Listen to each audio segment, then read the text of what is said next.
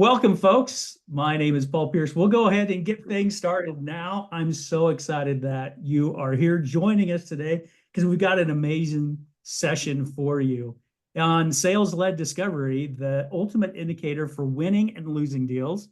And this webinar series is really all about you. It's the reason that we create it is to take the thought leaders, the inspirational tones and voices throughout the industry and bring them to you once a month, so that we can just support increasing sales, enhancing customer support and success, and making the best that we can out of the buyer enablement kind of paradigm, if you will. And so let's jump in and talk about that. First, I would love to introduce a couple folks. First, let me start with Peter Cohan. Peter Cohan and I have been friends for, Peter, it's been, I think, 20 years. You're the author. 162, yes.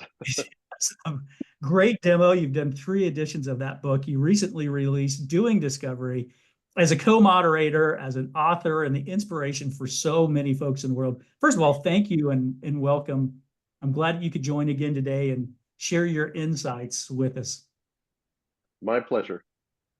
And then secondly, I'm just thrilled to introduce Graham Kelly. So essentially, Graham and I have known each other for a while, a year or two.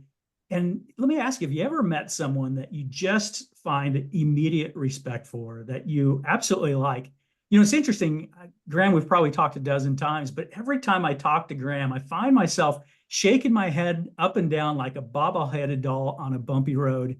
And every time I chat with Graham, I'm finding like, wow, okay, that's inspirational. I love that thought, or that complements so much of what we teach at Great Demo and Doing Discovery. So I'm just absolutely thrilled, first of all, to have you basically as the main speaker on today to share some of your ideas and best practices and what's worked for you with our audience on getting to better discovery and how to do it. I want to make sure today's really engaging, but first let me tell you just a little bit more about Graham, because Graham's a distinguished former CRO and a renowned CRO mentor. He leads Inspire Us Solutions, and he's had an exceptional career. It spans things like SAP, SAP, Workday, Infor, you name it. There's many, just to name a few, some really big names. And I love Graham's practical and kind of techniques and strategic insights that transform the way organizations approach revenue growth. So Graham and I actually met through a company at Jupiter One. I think, Graham, you'd reached out to me initially. But if you've been following our webinar series just a month or two ago, last month, as a matter of fact, we had Brian Schrocky on from Jupiter One, who had a 100% successful win rate at the POV stage, thanks to some of the discovery techniques and some of the things that we taught together, Graham and I, at Jupiter One. And so an absolute amazing success story with them. And that's one of the reasons I'm just so thrilled to introduce you to Graham today. So without further ado, let's jump in and let's go one step further. But of course, it just wouldn't be a fun webinar with me anyway if I didn't hit you up with a Menti poll. I want to start with that next. If you get your cell phones ready, you can scan the UR code here, go to menti.com. I've got a question for you. And the question is this: what is the most significant challenge you encountered during your discovery sessions? Now, I gave you 4 options. You have a 5th option in your chat dialog box. If it's not listed on the screen and you want to throw it in, let us know. We'll look at that as well. But when you launch this on your phone or your handheld or your computer, you can actually drag and drop these responses. I'm curious if you prioritize these from top to bottom. What's your biggest challenge? What's the second most significant challenge, the third and the fourth? And as you're starting to do that now, what I will do is, let me grab my browser, or what I thought was going to be my browser. Hope I didn't just minimize it in haste. No, I didn't. There it is. It's still live. You should be able to start seeing that now. Lack of engagement. This is like a horse race. Ooh. Peter, I think they're uncovering critical business issues is a nose ahead, followed closely by lack of engagement, building trust, trailing with differentiating from competitors, neck and neck, third and fourth. Well, this is not surprising. actually interesting. And we got a good 60 some odd responses. So this is statistically significant based on the four numbers. Cool. Yeah. Interestingly enough, Amy in the chat earlier also said that she's looking to learn how to dig deep into CBIs, but also to challenge clients to make them think. I love that. So that's something, Graham, yeah, you can take away. All right. Hey, Graham, comments on this? What do you think? Not surprising. It's even more aligned with the things that we're going to cover today. So I'm just trying to provide more ROI for the people that are on the call. So this is great.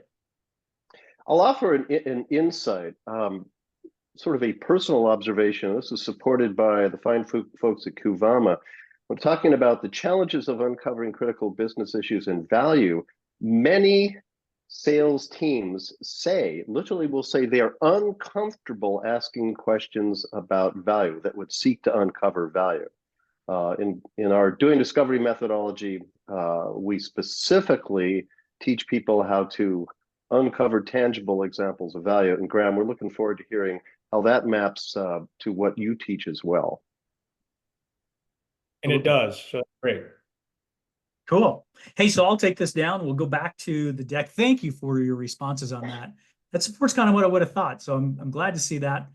Let's move on because I'd like to share, or better yet, Graham, I'd love to have you share what you want to make sure everyone learns today. I put a slide up for you, but I'll hand it over to you for a moment and tell me what is it that we're going to cover today? Yeah, as we were talking about this, I really wanted to come up with, or we wanted to come up with three things that was all about you. What would maximize the ROI of your time today, and things that we've consistently delivered in both myself as a CRO or in some of the training and coaching that I do. And these are the three things that we settled on. The most important one is the first one, though, and that is it's incumbent upon all of you to differentiate yourselves as individual sellers. It's too often that we are engaging as if we're interrogating the buyer, and we really want to create a comfortable, motivating environment to where they want to talk to us, back to the lack of engagement comment that was made. And the way that we're going to teach questioning techniques and structuring questions is going to flip the script on the interrogation to engagement. Things that exist in the world like PLG and BANT feel very one-sided, and they're close-ended questions that could be answered very quickly by a buyer with one or two words. And they just, sheerly by the nature of the question that we ask, we immediately invite a lack of engagement. So I want to make you look good in front of your buyer, and I want to make you feel like lack of engagement is a thing of the past. The second thing is we got to connect the dots. What is this sales-led thing? What's different about sales-led discovery, and how does it relate to winning or losing deals? And when I say winning or losing deals, I want to win or lose fast. I don't want to win or lose long, right? So there are ways for us to win and lose fast, and we're going to talk about that today. And if we win and lose fast, we solve the ultimate goal as a sales professional, which is to be more predictable. That's our job, is to be more predictable when we forecast things, whether it be deal size or close dates and things of that nature. And then the last thing is to give you some tricks and techniques to apply a new cadence, maybe a modified or refined cadence to what you already do today, to prepare and execute a discovery session as a sales professional. I really view discovery as what a solutions consultant or a pre-sales consultant is to prepare and execute for a demo. It is the highlight of their day. It's the most stressful part of their day. They got to deliver and perform. And I feel the exact same way when it comes to preparing and executing for discovery. So hopefully I'll impart some of that excitement as we talk about it today, or we will as a group. I want to riff on your comment about if you want to lose, you want to lose quickly. In pharma, we have a mantra, which is if you're going to fail, and we fail all the time, fail fast, fail early, and fail cheaply. Yes. However, I want to add something in the world of software sales, and that is even when you fail, if you will, you want to leave the door open in a mutual, comfortable way for your prospect to come back in the future if and when they are ready. And that's an interesting trick. That's an interesting idea. So just because somebody didn't survive BANT doesn't mean that they won't be coming back 6 months later to pursue. So Paul, Peter, judge me at the end of this of whether you feel like the stuff that we're talking about, the techniques that we teach are going to do that. Like put me to task on that. Sounds great. Making a note now. All right, perfect. It's kind of interesting because just to There. follow up on that, one of the things that we typically see is you first have to sell yourself before Yeah. you sell a solution or you sell something to an organization or impact them. And I think it's just another thing to think about is we sell ourselves first. All right. Hey, but enough of that. Let's jump in because I don't know if you saw this in any of the marketing material, folks. We got a challenge for you. As a matter of fact, winner of this challenge, it's $50 gift card from Amazon. So we're going to be watching in your chat. So choose me, choose me. Come back to your chat dialog box. We're going to need you to ching. I like that. We're going to need you. I got a question for you. Here it is. What is it that you are selling? I need a one-word answer, if you will. What are you selling? And just to give you a little bit of a hint, it's not what you've probably heard me say. This is Graham's Eldon version. Eldon says, trust, me, value, yourself, outcomes. Ooh, outcomes, faster product releases, value. Hey, I've got a mini story. With Charles Revson, if I recall correctly, who was the CEO of Revlon, he was asked, what do you sell? And he said, in our stores, we sell lipstick and cosmetics, but what we really sell is hope. That's right. That's right. It's the outcome. I'm not seeing the perfect answer yet. Not the one that Graham's looking for. Keep them coming. So I hear outcome, solution. And I agree. On the try, by the way. So I'm going to prod and coach a little bit on this. So Victor, you put sell feelings. Just type into the chat what feeling are you trying to sell to? It's interesting. You're close. Hope is next. Eldrin said hope. Well, he was responding, I think, to the Revlon story. Peter, I think that story was beautiful. Success. If I'll give you a hint. If somebody gives you $1 and says it costs 50 cents, what are you going to get back? Smiles. Smiles. ROI. They're close. Graham, you're just gonna have to tell them. Yes. And to be frank, all of these answers are correct. All right. But based on what we're going to talk about today and the whole paradigm that I want us to move to, this answer is going to help us all as we go through this. What we're selling is change. We are trying to be a good steward or trail guide of helping a buyer admit that what they're doing today needs revision.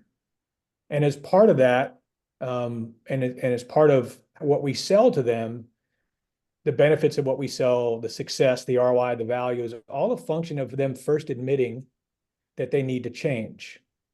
And so this quote, and you can go to the next slide.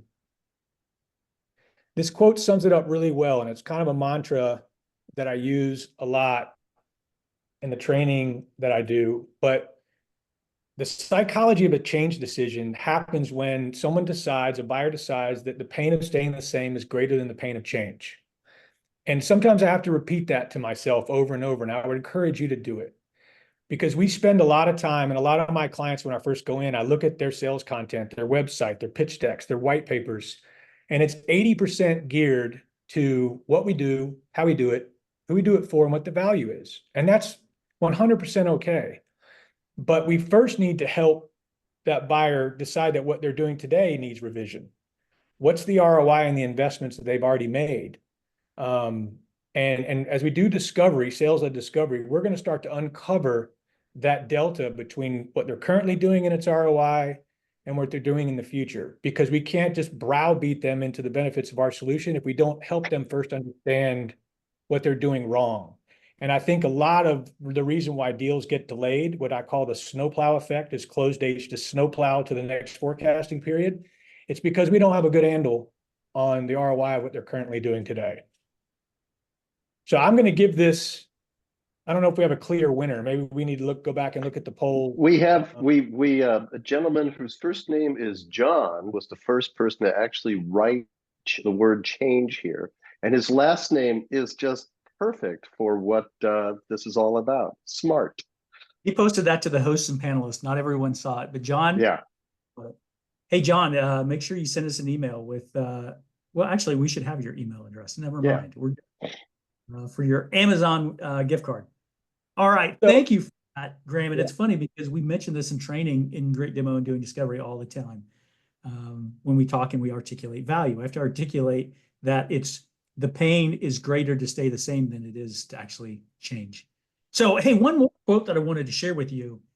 2 months ago or 3 months ago on another webinar, I had Alex Smith from Kuvama. And Kuvama is kind of a sales intelligence and value articulation platform. Amazing what they do. We've had others as well. It's something that I think everyone should subscribe to or invest in, is better articulating value. However, when Alex had done some research, he reported this. He said 81% of the people in a recent poll and some analysis and research he did said that they do not regularly use company-produced enablement materials to guide their discovery conversations. 81. But only 19% of sellers are actually using it.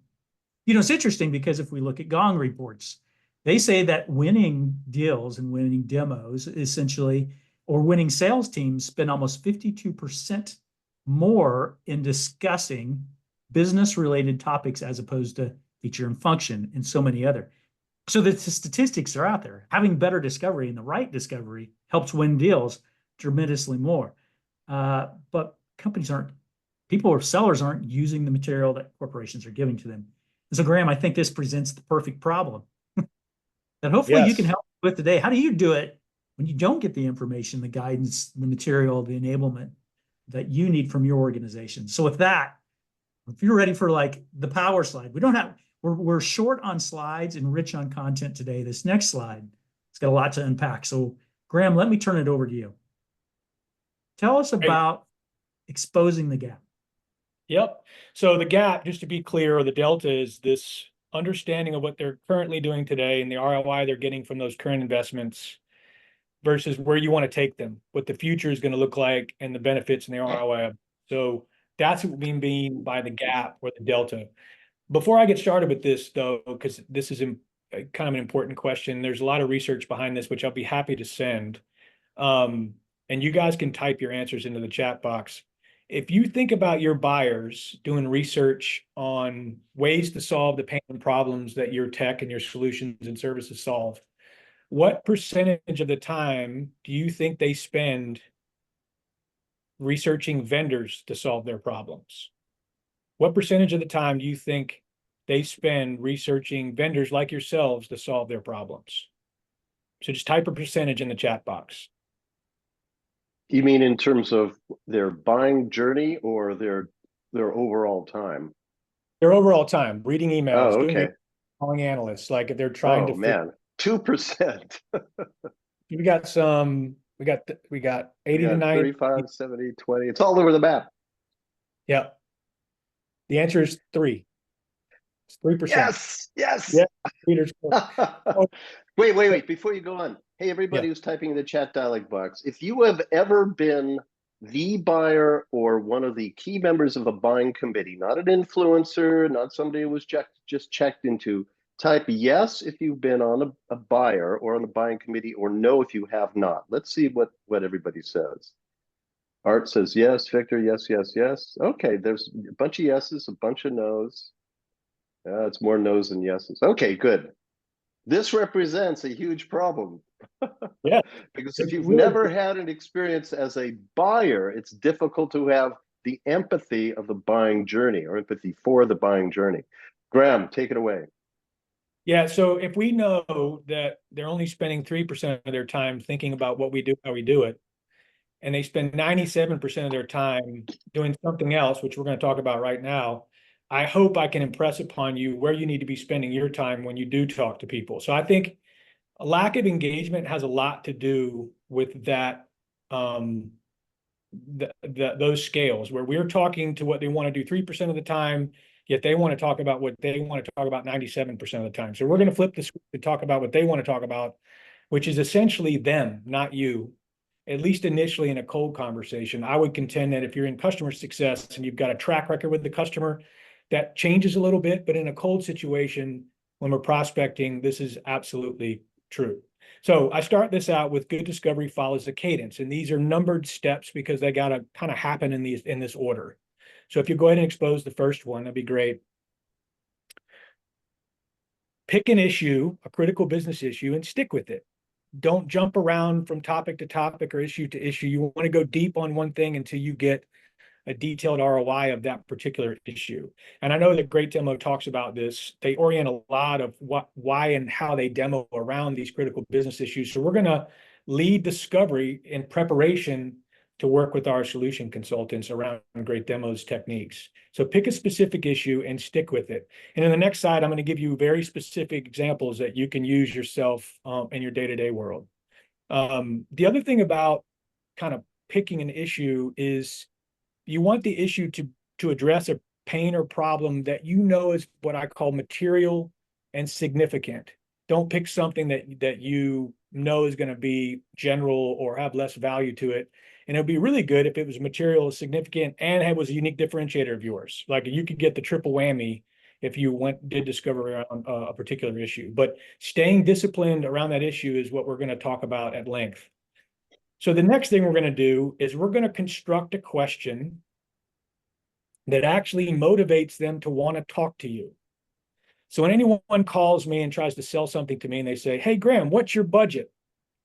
My answer it's very simple. My answer is 30% below fair market value. It comes right out of my mouth like an eloquy. If you're going to ask me an unintelligent question, I'm going to give you an unintelligent answer, right? So please stop asking that question. I'll teach you how to get to the budget issue without having to ask it that way. But this is the beginning of how to motivate them to want to talk to you versus it feeling like an interrogation. And these questions are so important. And there's a lot of psychology in the words that I'll use when we get to the question itself in the next slide. After they're ready to talk to you and they're going to feel, wow, this is a very different conversation than I normally get asked by the other salesperson. I'm going to ask them to actually think. I'm going to construct a thinking question that essentially helps them do a few things. But one of the things that it does is that they're going to go quiet and they're not going to say anything. And there's going to be some comfortable tension in that quietness between you and your buyer. Now, I listen to a lot of Gong recordings for my clients, and I see a lot of salespeople break the silence. They get really nervous when there's silence. They think they said something wrong, and I'm telling you right now that if you ask a good thinking question and they can't respond quickly, you've done your job. Ring the bell. That is a great question. Because normally what comes out of their mouth is something that's not written on an RFP. It's not in a documented set of decision criteria. It's these hidden details of why you're going to win that they're going to give you that answer for. And if your competitor AE or account executive didn't ask the question that way, they're not going to know. So you're building this deeper understanding of the real hidden decision criteria that may or may not be documented. So then we're going to ask them a really good thinking question. Then what we're going to do is before you go on, with respect to number 2, ask a motivating question. Graham, ask me what I do. Peter, what do you do? Have you ever seen a bad software demonstration? No. No. Okay. So so this is called a provocative question. Yeah, I know you're kidding.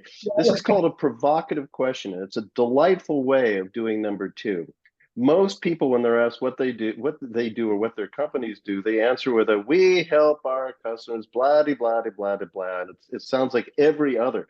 If you rephrase that in the form of a provocative question, you accomplish several things really rapidly. One of which is you can determine very, very rapidly if you have a prospect or not. So Graham, in your case, if you said, "No, I can't say I've ever seen a bad demo," I'd say, "Great, have a nice day."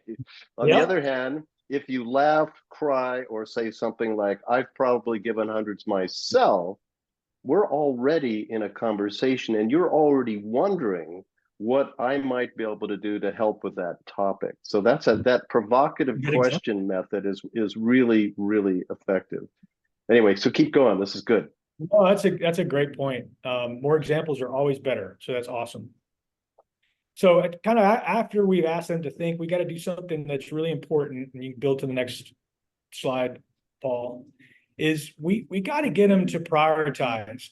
Meaning, have you ever been on a call with a prospect and they've got so many problems that you wanted to stick with this one issue, and then they start giving you a litany of stuff that's causing problems, and they go all over the place, and you can't kind of corral them back in and go deep on that? Well, that's kind of our fault.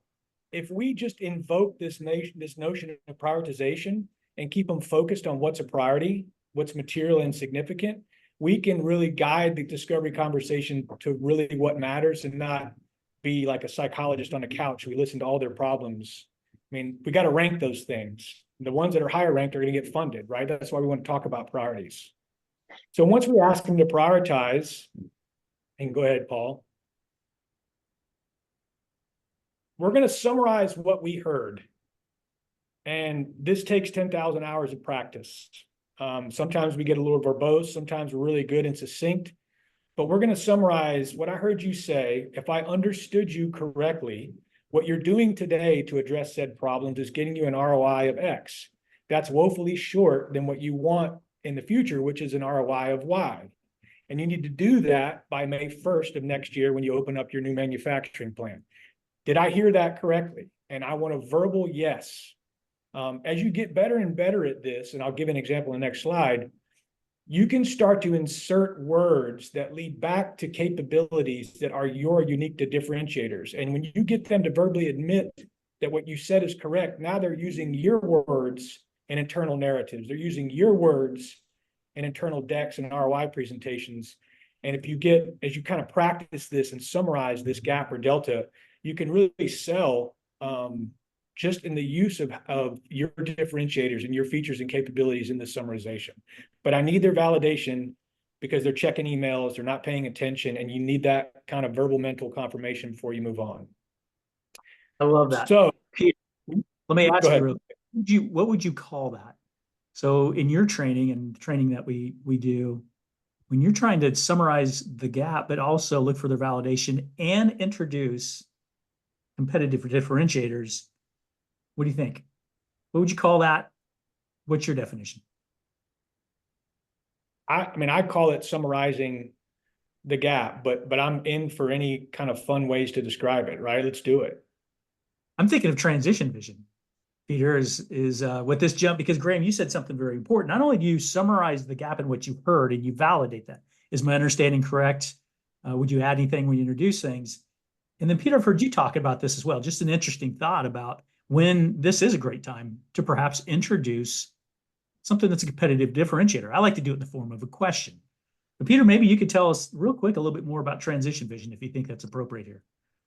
Well, I think actually transition vision is going to come in a moment. I think where you're going here is looking at vision reengineering. Thank you. The issue is far too often, and Graham pointed this out, even though our prospects have done lots of research, they don't know what they don't know about our offerings and capabilities, because no vendor reveals everything in the public domain.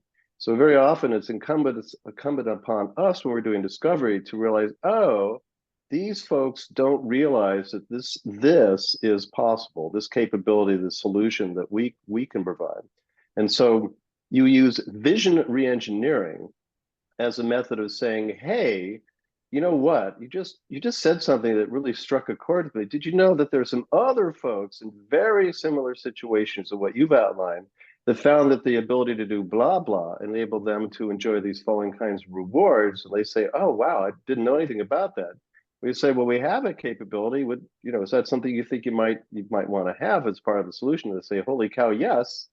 Now you've done vision reengineering. And then the next step is, and I think that's really the go deeper portion, is then to summarize, okay, now we've talked about X, Y, and Z. Is this all accurate? Is this what we talked about? Let's talk about the next steps. Graham? No, I think I love the lexicon of that. It's much more elegant. And I love the term reengineering, because you are steering their thinking towards a different way to think about their problem and solve it. I mean, in a lot of cases, when I was a CRO, when we were doing forecast calls or doing QBRs and diving deep into opportunities at accounts, a common theme or pattern that would come back is they don't really know what their problem is. They may be able to articulate it, but they can't monetize it, and they certainly can't put an ROI around it that would be CFO ready. And we needed skills as professional sellers to help them do that, because it's the benefits are only as good as the distance from what they're currently doing today, right? If they're doing a pretty darn good job and what they're doing today, then the allure of our benefits aren't great. Like that gap is really tight. The bigger the gap, the higher the priority. The tighter the gap, the lower the priority, right? So that re-engineering piece is really important, I think, because it uncovers that or exposes that quickly. Art had a really good comment. It was a question. It said, the suggestion was made to pick a specific issue and stick with it. How do we ensure that the issue is not a mere symptom or just a low priority, low impact issue that could waste everyone's time by going too deep before prioritizing? I'm going to answer that in the next slide, but I want you to judge me as to whether I'm giving you a good answer.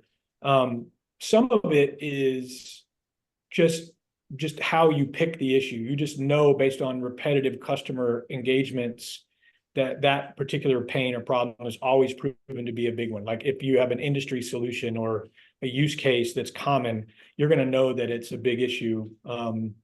But the notion of priority, which I just kind of explained, is how big this delta is. So I would say 90% of my selling experiences over 30 years never had a budget and never had timing. I made that happen because my teams know how to expose that gap. And they took what was seemingly a tight gap and made it bigger. We made what they're currently doing today like complete doomsday, and we made what the benefits were to our solution to be the holy grail. So we made it a priority based on the gap, the selling of this gap. So prioritization is a function of the wideness of that gap. And actually to add to that, this is in doing discovery, we articulate the difference between pains or problems / reasons and critical business issues, because people will live with the pain that they know forever unless it is impacting their ability to achieve a quarterly, annual, or project-based objective that they must achieve to be able to be a success for that quarter, that year, that term.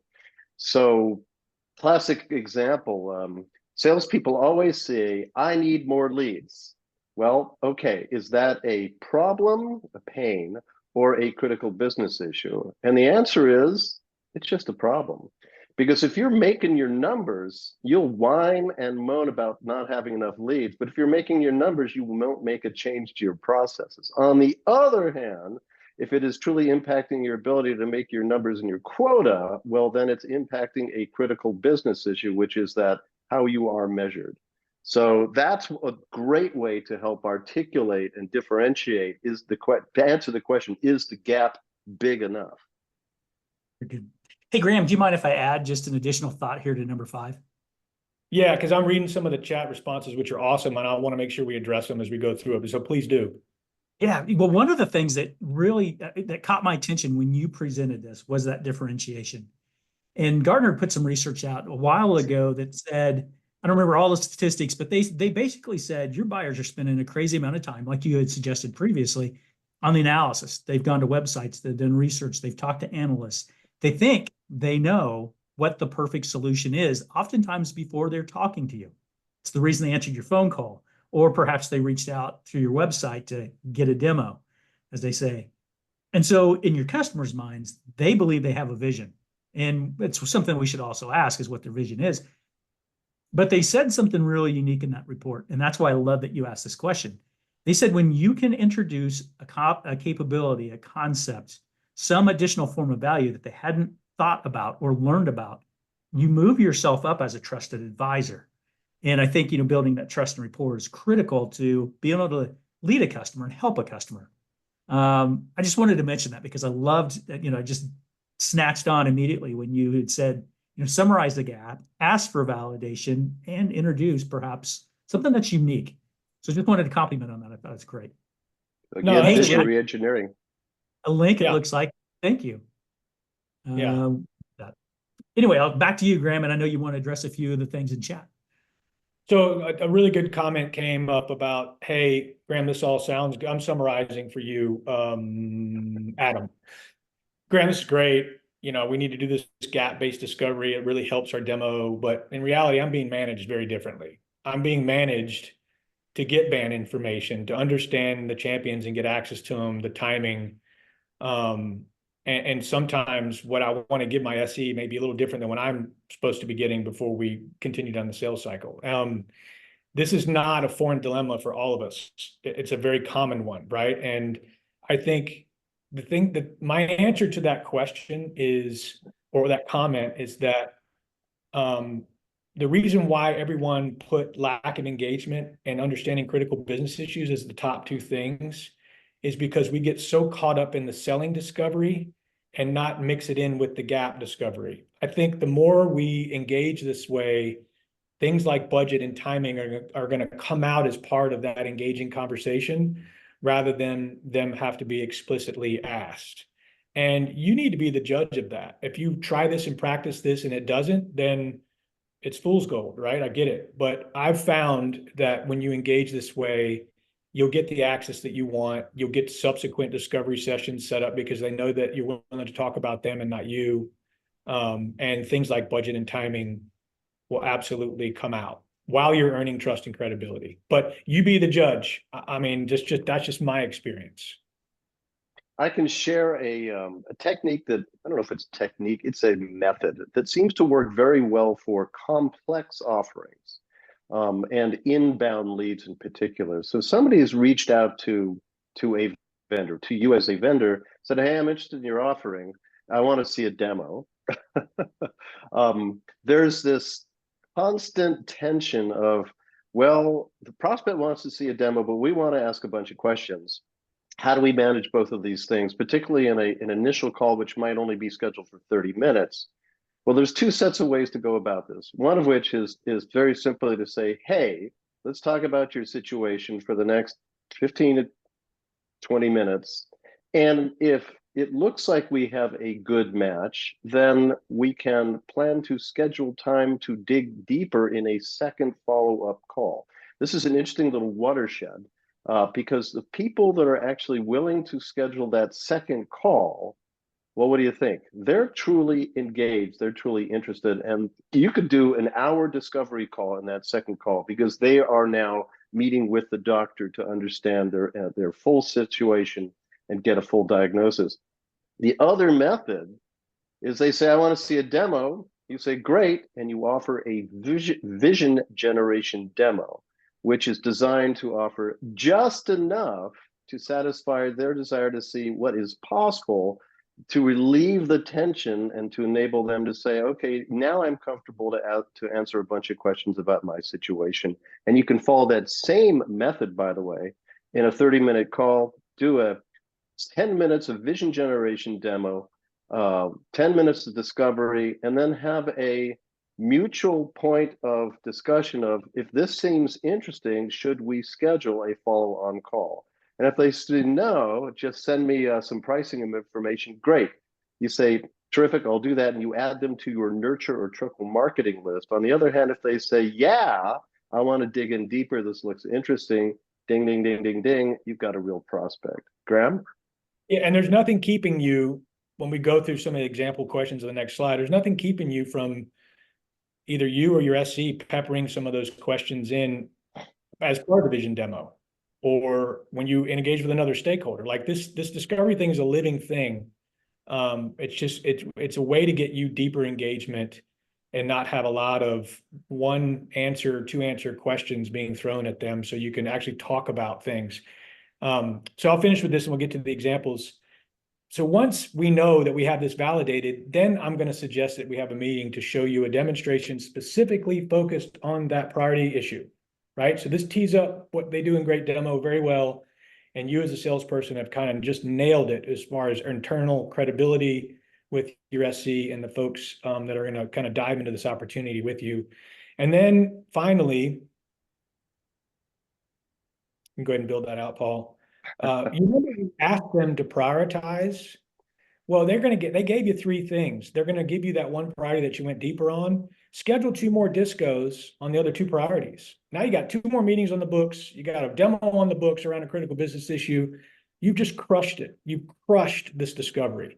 The other thing that should be obvious by now is I spent this entire cadence. I haven't said one word about what I do, how I do it, who I do it for, and what the value is. Not one word. I've spent all of my time in 97% of their world based on what we talked about earlier. So let's talk about some specific examples. And there's some before we do, I wanted to address somebody's Jim was asking, what do you think about the approach of if you could wave a wand, dear prospect, and define the future, what would that look like?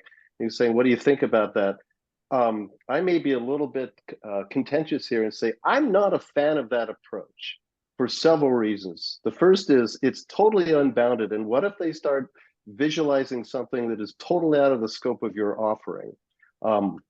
That's not a helpful direction to go. Instead, I prefer the vision generation approach, Jim, where you're actually giving them guidance in terms of the kinds of capabilities that you can provide and could make a huge difference from them. So I try to avoid the magic wand approach. Graham, do you have thoughts on that? Yeah, I agree with you. And it's one of the reasons why I'm so adamant about sticking with the issue. Because if this issue is a high priority and they've got a number on their head to get to some future state by a specific period of time, I want to know everything that they need to get there. But I would agree that if I just open the kimono to every issue that they have, I'm going to get some wild answer that I cannot fulfill. I totally agree with that. And after being in Japan just a month ago, I don't want you to open your kimono. Hey, on that note, let's get to the next slide. We'll keep the conversation. About 17 minutes left. I want to make sure we get through this. That's funny. Yeah. So I'm going to pick a topic geared towards you as sales professionals. So my issue or topic is the following. I want to do, you can go ahead and build that out. I want to do bigger deals and have more predictable outcomes. I know that's really two things. And if we had to summarize to one, it would be more predictable outcomes. Bigger deals is a pain or problem, to Peter's point. Being predictable is the critical business issue as a sales professional, period. Having closed dates move all over the place drives everyone crazy, and we all know it, all right? So then we got to construct this perfect motivating question, this hyper engaging question to make them want to talk to you before you start asking anything else. So a really good motivating question that I hone in on is, will you help me better understand how sales-led discovery ensures bigger deals and more predictable outcomes? That word help in our psychology, in our brain, triggers a help response. It means I'm vulnerable. I'm not all-knowing. I actually need your help to better understand how to connect the dots between sales-led discovery and bigger deals and predictable outcomes. But you'll notice in this question, I stayed on the issue. I didn't deviate from it, and I led the witness to stay on that topic or issue as also. And we got to ask this first. We haven't earned the right to tell them anything yet. We got to motivate them to want to talk to us first. Now, there's other kind of motivating questions that I teach in my class. One's around time. There's another one around ego, where you compliment them for a job well done. There's pros and cons to each. I actually have them mapped based on the executives that you're talking to or personas. But this help me one is a universal one that works 9 times out of 10. So steal it and use it for your own purpose. So the next question I'm going to ask them is to think. So I'm going to articulate this and talk about the magic of this question. Thinking over the next 6 months, what are the top 3 things you can do to ensure are more predictable as a sales professional? So I'm staying on topic. But what I'm doing here is I got a packed question. I'm asking them to project. I'm first asking them to think. Then I wanted them to project into the future, the next 6 months. And then I asked them to prioritize. So think, project, prioritize. This question needs to have all 3 in it to get a ton of engagement. And this is usually when the prospect goes, man, that's a really good question. I haven't thought about it that back. Just give me a minute to think about it. Great. Don't break the silence. Sit on your hands and let them think. Because the response that come out is going to be all over the place. And this is going to be your opportunity, as Peter said, Focus back in on the priority, but I'll let Peter go ahead and interject. I was just going to say there's two great things there. Anytime your prospect says, that's a good question, yes, you are doing a terrific job. You're causing them to think, you're causing them to think about their own situation. It is truly terrific. The second thing is just an observation is that while we live our lives looking forward, we learn by looking backwards. Yep, that's absolutely true. I think the other thing that I've witnessed listening to answers to this discovery question is you're going to get answers that aren't really in the RFP or aren't in the documented set of decision criteria that's shared with all your competitors. You may get something really personal here. Well, 58 spreadsheets and 20 people that I have to do this with today means I can't make my daughter's soccer games on Tuesdays and Thursdays. Where is that in the RFP, right? But it's critical. This person is your economic sponsor and they're burnt out and they want time back. So you're going to get some hidden decision criteria in these thinking questions that they're not going to remember to tell your competitors. And that is in and of itself a great way for you to differentiate as an individual seller.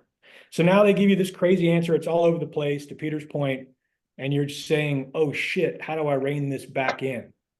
So what you're going to ask is this. You're going to ask them to prioritize. So you want to build the next question, Paul. Bet.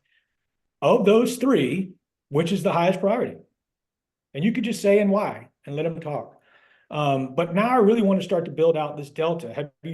What have you tried in the past and what results have you gotten? That's another great build or layered question. And if you did have time, unlimited time and money to solve this particular issue, what would good look like? So now you're starting to expose this delta or gap. And some of the best salespeople that I've managed over the years, if they're doing a really good job with what they're currently doing today, compliment them and leave. Lose fast. Because the gap is not big enough to the future state, and it's never going to get prioritized or funded. It doesn't matter what they tell you is the budget or timing. You know, just based on this one discovery session, that they may need what you need, but what they're doing today is they're doing pretty good. And there's not a CFO on the planet that's going to give them money when the gap is small. Yeah. So the next question would be a summarization. We talked about this before. So if I understood you correctly, describe this gap in detail and get verbal confirmation. You can go to the next one, Paul. That takes a lot of practice. Now you put something on the calendar to not only get the appropriate stakeholders that need to see this demonstration around this particular issue, but you're sticking it on the calendar. And then lastly, you're going to suggest that they take a meeting on the other two high priority issues. So I think these require a lot of practice. The ones that don't require practice, and probably the most important question to get into your regular cadence, is to never forget to ask what's on number two. You have not earned the right to get any information from them. So you have to help your situation a little bit by saying, I'm curious. I'd really like to understand more. Will you help me understand? And most human beings have no choice but to just jump in and help you. And then you can get their engagement around thinking and prioritization and ROI and some of the things that people, sales professionals I know say, well, Graham, they don't want to talk to me about value. And I say it's because you're not asking the right questions. If you ask the right question, they'll be much more engaged. And some people are going to be contrite and just say that's none of your business or look on the RFP. This is sales. You're going to get all kinds of responses, but you want to put your best foot forward if you do want to have discussions around those topics. Two ideas in addition to this. So in number 6, another, I think, important topic to raise in a firm but gentle way is, how experienced are you, dear prospect, as a buyer? Have you ever done this before? Because if you have, then my job is to map to your process, understand it, help you sell internally. On the other hand, dear buyer, if you've never gone through this process before, let me help to serve as a guide for you, because that will make your life easier and mine. The same actually also applies to somebody who's serving as a champion. Have you ever been a champion before? Yeah, I do this all the time. Great. You just let me know what you need, and I'll try to proact on things that I know you'll need at some point. On the other hand, if you're acting as a champion, you've never done it before, would you like some guidance? Absolutely, that could very much help. So that's an interesting topic potentially to suggest around step 6. Graham? Hey, real No, quick, that's I a have really good. Let before me finish this and you go to Paul. And this is just based on my sales experiences with selling larger enterprise deals. What's really interesting that dovetails to Peter's comment is being a good trail guide. If you're not going to be it, they're going to go find it. Meaning, in a lot of the projects where we were selling our software solution, so let's say for $250,000, they spent $5 million with Deloitte answering Peter's question, only to spend $250,000 to solve their problem. So if the buyer is voting with their wallets, what's more important, understanding and defining their problem or actually solving it? If they're voting with their wallets, they need trail guides up front to get them through that current state and what Peter just said, because they're paying a pittance for what the ROI that you're giving them to solve their problem. So you got to be aware of where their wallets are voting. And the second idea is really to try to help address the fear that we all have on the sales team side of discovery feeling like an interrogation or a well, an interrogation is fine. An inquisition is the other word I was going to use. And a solution is offering quid pro quo, this for that. And so frequently throughout your conversation, you want to be offering things that are small. For example, little phrases like, oh, hey, yeah, you're not alone. This is something we see all the time. Even a phrase like that gives some level of comfort to your prospect and also indirectly makes them think, oh, they've seen this so many times before, they must know how to deal with it. And Graham made this comment a moment ago, expressing earnest curiosity. Anytime you hear something unusual, out of the ordinary, dig in, because the act of expressing earnest curiosity is in fact authentic, and it is a quid pro quo. It's like, whoa, I've never heard that before. Oh, wow, that's really unusual. Tell me more. How did that happen? And what happens because of that, et cetera. And then finally, using examples of how many success stories effectively of how other customers of yours have been able to overcome some of these problems. That's another form of quid pro quo. These are ways of turning this from an interrogation or inquisition into a two-way bi-directional conversation. Graham? Totally agree. Just peeling the layers of onions back, more and more techniques and tips. So I think it's awesome. Hey, guys, before we move into the conclusion, I have a question to ask for you because and I feel like I'm asking it for the many, many students that I've met over the years. First of all, I just wanted to call out Kat Hogan. I think you must have read the slides because you nailed point number 4. You're right. What does success look like? What does good look like? So I just wanted to acknowledge you for that comment. But here's the question. I get a lot of pushback. I mean, the way we see customers now in software companies with product-led growth, PLG, don't love the concept, by the way. But they're constantly, the first button you see on the top of their website says book a demo. We've trained customers and buyers to expect a demo right up front before we get to discovery. And the question I get when I teach doing discovery is, hey, this is great, Paul. I understand I've got to get discovery. Peter, you alluded to this, and Graham, you've mentioned it. I want to do 2 parts to this question. First of all, if in your chat dialog box, the question I'd ask you is, how do you get to additional levels of discovery? When you get that pushback, do you have tricks that you'd like to suggest? And then Peter and Graham, I think you've touched on this a little bit. I just wanted to bring it back up. What might be the best trick that you could give our audience today on suggesting and promoting and enhancing, and I guess, and in selling additional levels of discovery when the customer just wants to see the demo? Vision generation demos, chapter 11 in the great and doing discovery. That was doing discovery book. This is the effective and elegant, proven, validated solution to that approach. Now, there's many other ways to do it. In fact, I'm looking to do a post, I think, later this week to offer 7 methods of moving people or trying to convince you. They range from things like, hey, if you're meeting with a doctor and the doctor says, hey, you know what? I've got a scalpel. I'm just going to open it right up and see what's going on. Would you prefer that, or would you prefer him or her to ask a few questions first? Anyway, that is one way to go. Yeah, one Great. kind of ninja way that I've seen. I'll finish first. I had a follow-up for you. I'm sorry. Oh, sorry. No, please go ahead. I just have So my one info. kind of ninja way that I've seen done in the past that I really liked, and this is in particular to solutions that impact multiple stakeholders inside a business. So if you're just selling a solution that addresses a real simple problem for one person or a form like a group of people in one department, this is not for that. But one of the ways that we get these over anxious, I need to see a demo or go away people is fire up the demo. I mean, we're going to prepare the demo. In fact, a lot of times I work with solution engineering to prepare these very specific ninja demos, as I call them. But in the ninja demo, normally it's one gatekeeper that wants you to only show it to them. And they want to see something very specific that just helps them.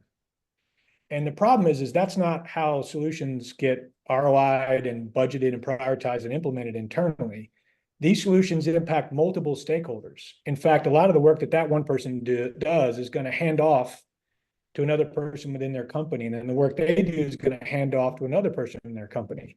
So these ninja demos are designed to build empathy for that buyer inside their own organization to get more stakeholders in the room in this demo. Because what work that you're only concerned with that my demo addresses well, you just created a shitstorm for 3 other stakeholders inside the company. Why aren't they here voicing their opinion?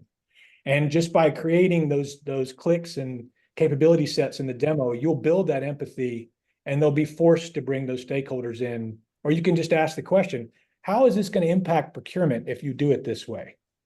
Well, Yeah, if they say, these are the impact questions. The who else is involved?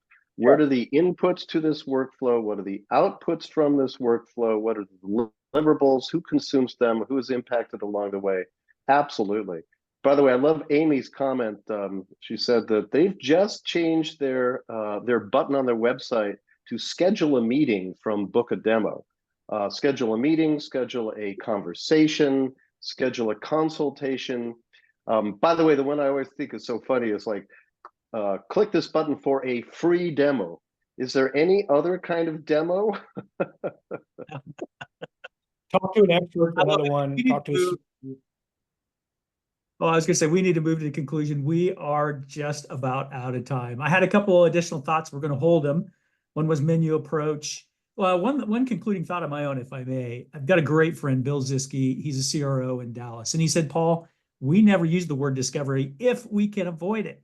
He said, when the customer asks to see a demo, we say we would love to provide you a demo. Why don't we schedule a moment to do a little demonstration prep? That way we can identify exactly what you need. We'll make sure you get a crisp, concise demo that's right on point.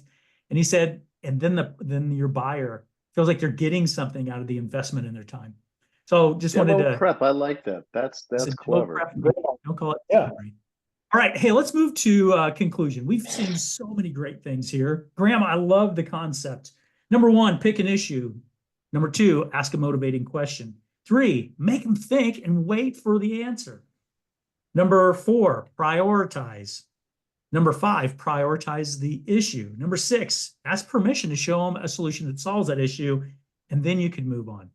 Think, project, prioritize is what you said, and I thought that was brilliant today. Thank you so much for that.